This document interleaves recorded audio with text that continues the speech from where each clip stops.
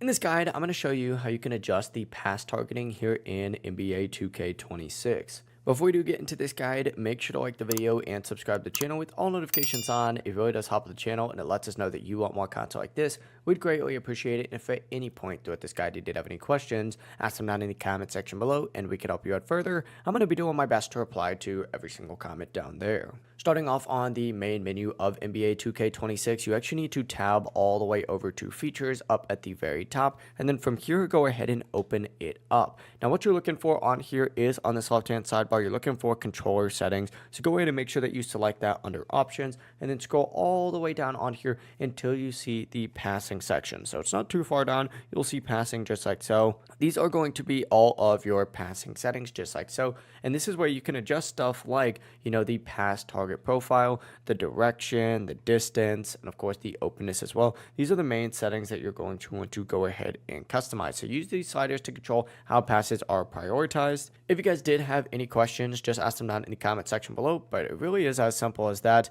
I'm going to be doing my best to reply to every single comment down there, so just keep that in mind. Before you guys leave this guide though, make sure to like the video and subscribe to the channel with all notifications on. It really does help us out. Let us know that you want more content like this. We'd greatly appreciate it. Have a great rest of your day though.